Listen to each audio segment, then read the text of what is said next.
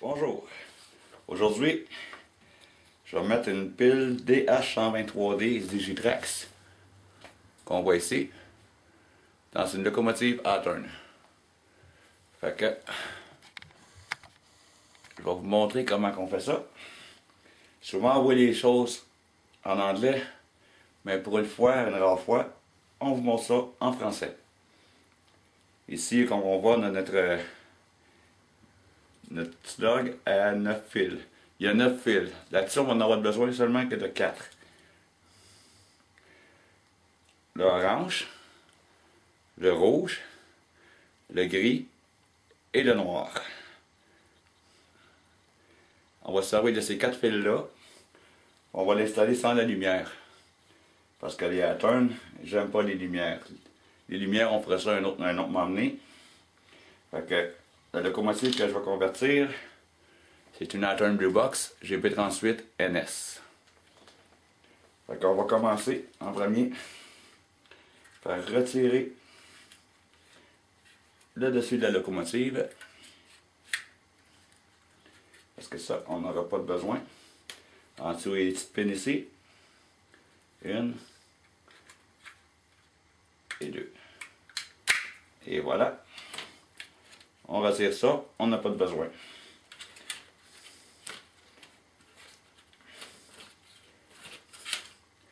Je vais retirer aussi ma lumière. Comme je l'ai dit, on s'en servira pas. Ça ne sera pas utile pour le moment. Je garde juste mon stand, parce que lui, il va être utile. Ça, on n'a plus de besoin.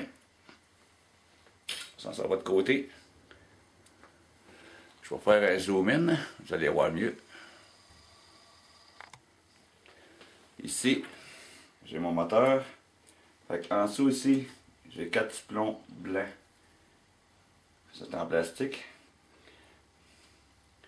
Je vais commencer par les retirer. On y va délicatement. Parce que je ne veux pas perdre des pièces de mon rotor.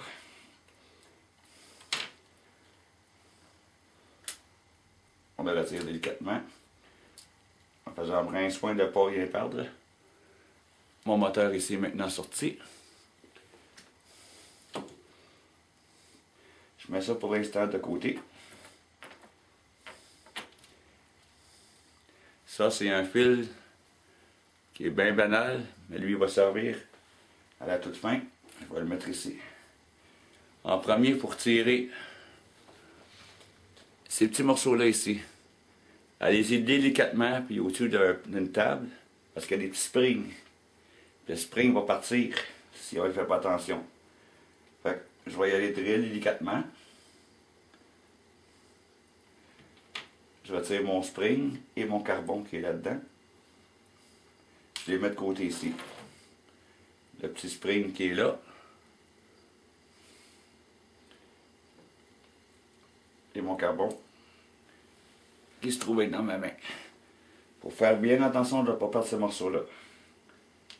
Moi, c'est moins pire parce que j'ai des moteurs de rechange, mais c'est pas tout le monde qui a des moteurs de rechange.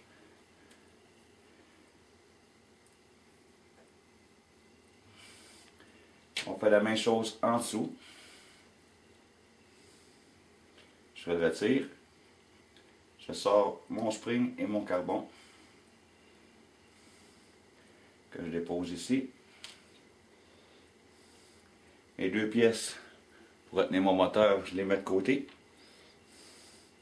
On a notre moteur qui est tout nu ici.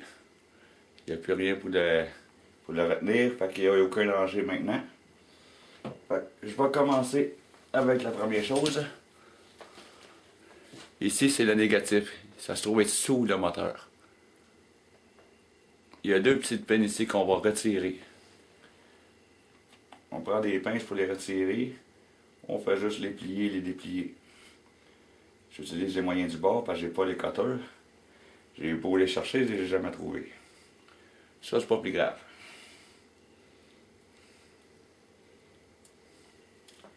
Et voilà. C'est retiré. Celui-là, il va servir pour notre fil orange. Pour un bon truc, il y a un côté qui est long, si vous n'avez pas de trou, il y a un côté qui est long. on soude notre fil ici. Un petit truc pour dénuder le fil. Moi, j'ai pas de dénudeur. Fait que je vais utiliser un briquet. Un moyen plus drastique. Je chauffe, je brûle. Et à un tour de main, mon fil est dénudé. Et je vais pratiquer ma soudure immédiatement sur ce morceau-là, que je dépose là.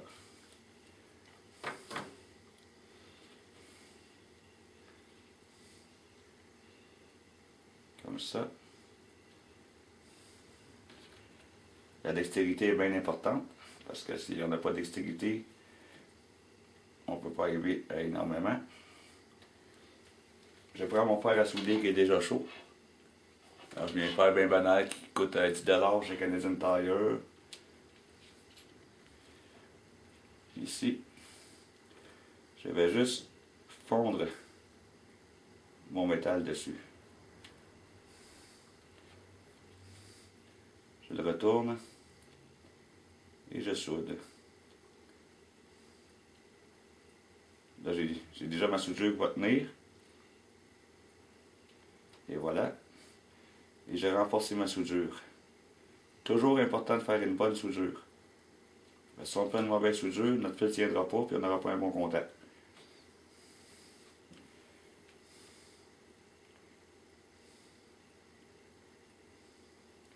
Et voilà.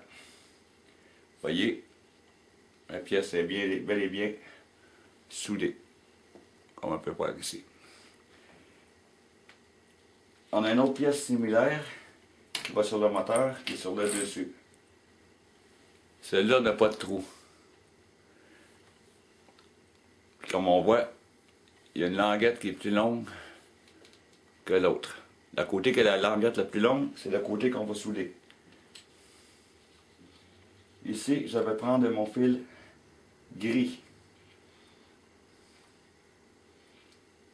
qui se trouve ici. On fait la même chose pour le dénuder.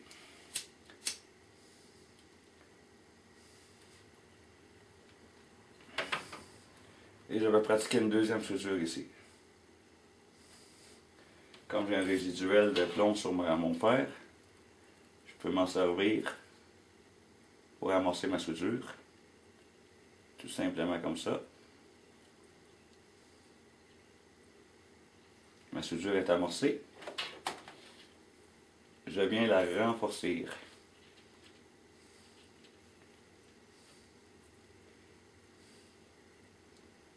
Ici.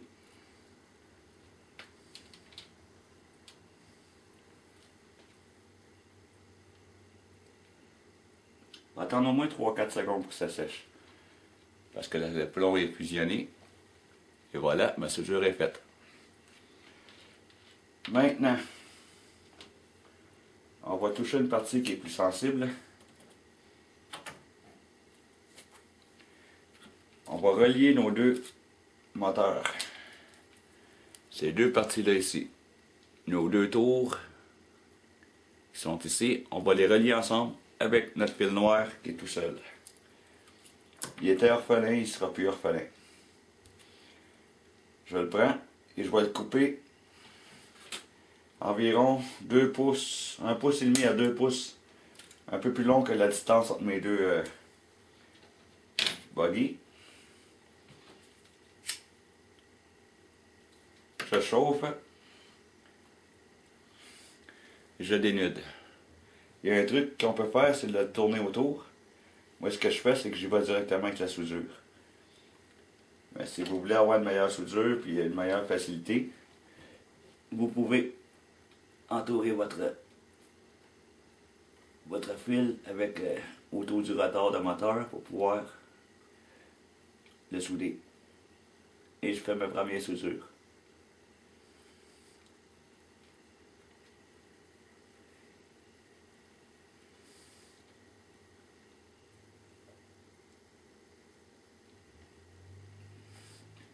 La voilà qui est faite. Je vais pratiquer ma deuxième soudure.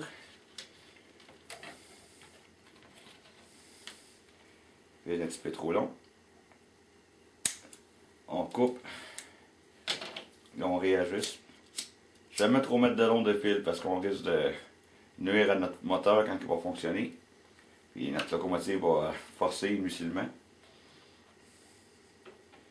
Et voilà ici. J'avais pratiqué ma soudure sur le côté arrière.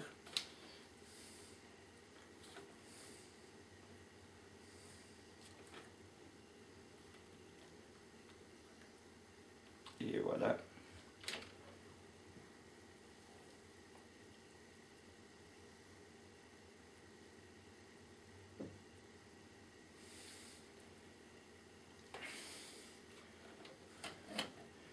Comme vous pouvez voir, mes deux tours de moteur pour les bogies sont reliés ensemble. Maintenant, je prends mon circuit et je vais dénuder le fil rouge. Comme on peut voir sur le rouge.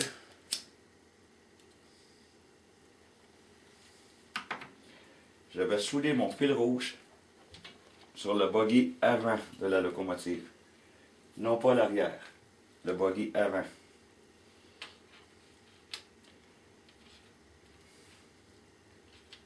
Ça nous donne plus de facilité pour travailler avec notre moteur.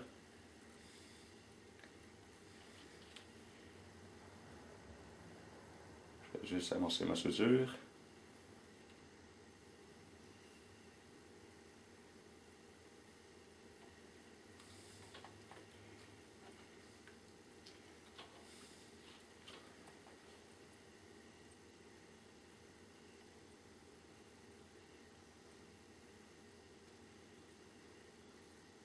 Il faut que je fasse attention à ma soudure du fil noir pour ne pas la désouder. Je vais fusionner les deux soudures ensemble.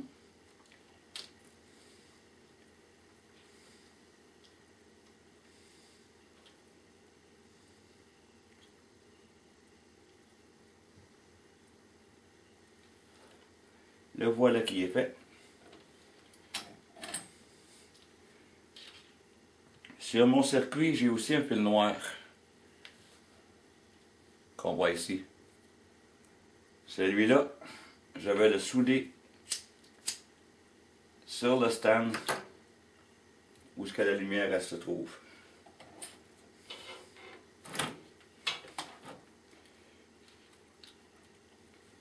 C'est une soudure qui est plutôt facile à faire. Je la prends. Et je l'enroule autour de ma fixture de lumière. Puis je vais souder ce fil-là après la lumière. Attention à ne pas échapper une goutte en dessous, ce qui est notre soudure de notre bogie.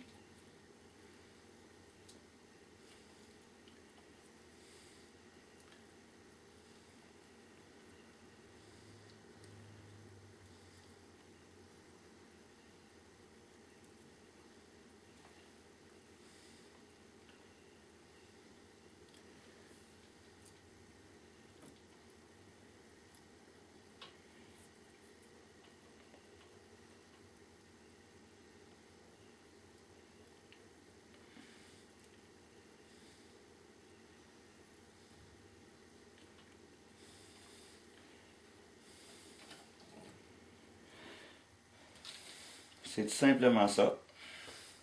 Maintenant, il me reste tout simplement qu'à réinstaller mon moteur et isoler ma locomotive pour pouvoir la faire rouler. Fait que je vais commencer avec mon bas. Je remets le carbone en place. Le petit spring. Et voilà. Et je vais venir délicatement placer. Vous voyez comme le spring est sensible. Toujours travailler au-dessus de la table. Je vais délicatement placer mon contact.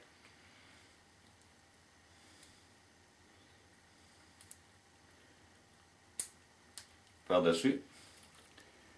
Le bas de mon moteur est fait. On répète l'opération avec le fil gris en haut qui est soudé à mon autre partie. On remet le carbone et le ressort et je réinstalle délicatement ma deuxième partie. Notre moteur est fin prêt. Comme ces fils-là, j'en ai pas de besoin, mais que je vais les utiliser plus tard, parce que ça concerne la lumière et le son, je fais un nœud dedans.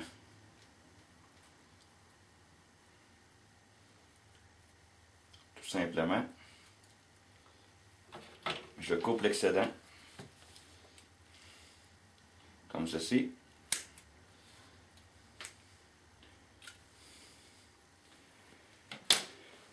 Il y a une autre partie que je fais. Ne le faites pas comme moi. Prenez du tape électrique, c'est beaucoup plus simple. Moi, je portais l'affaire avec une carte. Ça isole bien, mais je recommande fortement d'utiliser des tapes électriques. J'utilise cette carte-là, ce bout de carton-là, dans le fond, pour vous montrer la démo. Je vais refaire ça un autre moment avec du tape électrique. Je la dépose sur le frame, juste ici. Ça va isoler notre moteur. Par la suite, je réinstalle mes pieds de moteur. Simplement comme ça.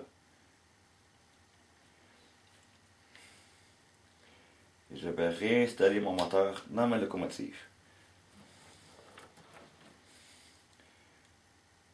Cette partie-là est un peu plus délicate, puisque faut que je réenligne mon mécanisme à l'intérieur.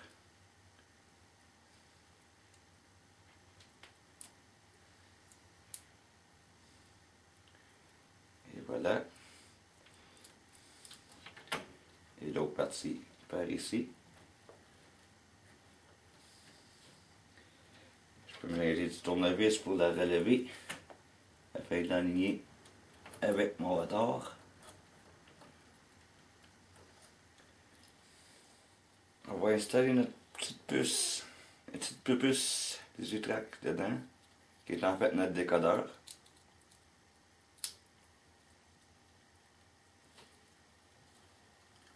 Je vais réinstaller comme ça. Cette partie-là vient souvent chaude. Fait qu'il est préférable de ne pas trop la coller sur notre frame de locomotive.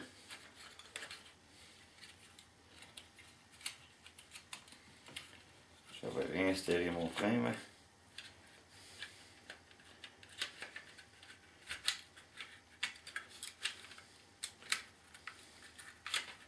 Prenez bien soin de ne pas ramener un fil avec vous en installant votre coquille de locomotive dessus, parce que ça peut bousiller toute la patente. Assurez-vous que tous les fils sont bien à l'intérieur avant de d'enclencher la coquille dessus. Et mon rouge et mon noir sont ensemble.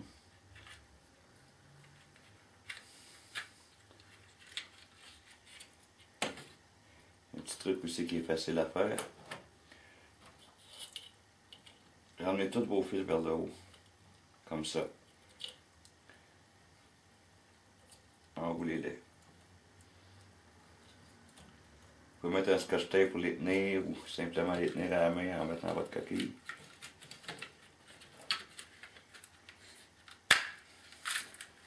Et voilà. J'ai failli l'échapper celle-là. On va aller au test qu'on va tester en DC en premier.